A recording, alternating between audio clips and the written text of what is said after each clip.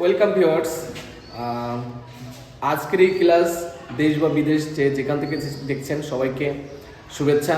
আজকের ক্লাসে আমরা শিখব অ্যালফাবেট কিভাবে ওয়ার্ডে পরিণত হয় এবং ওয়ার্ডটা কীভাবে সেন্টেন্সে পরিণত হয় এবং এই ওয়ার্ডগুলো থেকে আমরা কীভাবে পার্টস অফ স্পিচকে আইডেন্টিফাই করতে পারবো। খুব সহজে আমরা এই পদ্ধতিটা ব্যবহার করে, এই আধুনিক পদ্ধতিটা ব্যবহার করে আমরা চমৎকারভাবে এটা শিখতে পারবো। আমরা প্রথমে এখানে দেখি অ্যালফাবেট মানে বর্ণমালা। বর্ণমালা বলতে আমরা বুঝি এ বি সি ডি। এই বর্ণমালাকে আমরা আবার দুইটা ভাবে যদি ভাগ করি তাহলে আমরা দেখতে পাই এর মধ্যে আছে সাউন্ড এবং লেটার আছে। সাউন্ড কখন হয়? যখন কোনো কিছু আমাদের কানে এসে আসে তখন আমরা এটাকে সাউন্ড বলতে পারি। আর যখন এই সাউন্ডগুলো অ্যালফাবেটের ভিতরে অর্থাৎ বর্ণমালায় অন্তর্ভুক্ত হতে পারে এবং অক্ষর হিসেবে অন্তর্ভুক্ত হয় তখনই এটা হয়ে যায় পরিপূর্ণ অ্যালফাবেট। এবং এই অ্যালফাবেটগুলো লেটার আকারে আমাদের বইতে লিপিবদ্ধ করা হয়।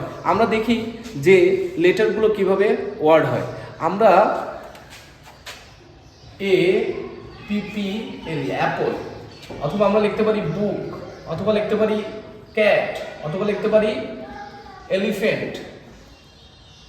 এলিফ্যান্ট আমরা চারটা ওয়ার্ড লিখলাম, কিন্তু আমরা প্রত্যেকটা ওয়ার্ডের মধ্যেই এক একটা করে অ্যালফাবেট আছে, এক একটা করে লেটার আছে।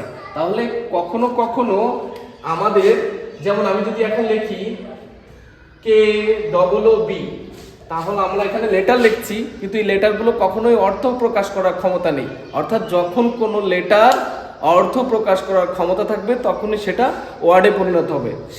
সেই অর্থে এখানে অ্যাপল এই লেটারগুলো পাশাপাশি বসে অর্থ প্রকাশ করতে পারছে। অর্থাৎ অ্যাপল মানে অ্যাপল, যেমন এখানে কিছু লেটার পাশাপাশি বসে, যেমন বি ডবল কে বুক, এটা যেমন বই, এবং অর্থ প্রকাশ করলে এগুলো হয়ে যায় ওয়ার্ড। তাহলে আমরা পরিপূর্ণ একটা সেন্টেন্স লেখার জন্য এখন ট্রাই করে দেখি যে কিভাবে এটা সেন্টেন্স হয়। যেমন বলি আই হ্যাভ অ্যান অ্যাপল। এখানে আমি চারটা ওয়ার্ড লিখছি।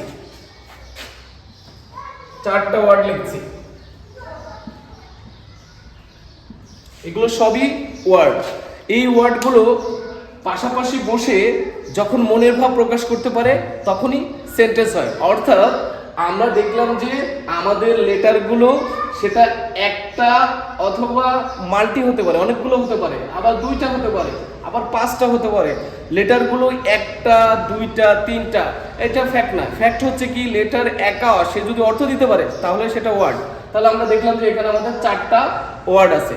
এখন এই চারটা ওয়ার্ডকে যদি আমরা তাদের বৈশিষ্ট্য অনুযায়ী ভাগ করে ফেলি তাহলে আমরা পার্টস অফ স্পিচও নির্ণয় করতে পারবো এখান থেকে খুব সহজেই, যে এখানে এই ওয়ার্ডটার বৈশিষ্ট্য কি এবং সেই অনুযায়ী আমরা তার পার্টস অফ স্পিচটা ব্যবহার করতে পারবো।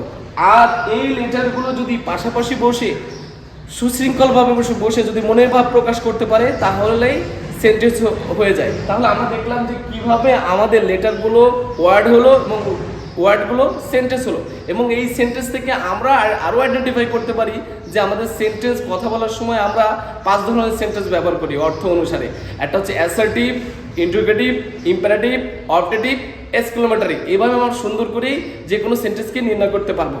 তো আজকের ক্লাস এতটুকুই ছিল। সবাইকে আবারও আমার ক্লাসে অগ্রিম শুভেচ্ছা জানিয়ে আজকের ক্লাস এখানে শেষ করছি। Thank you very much.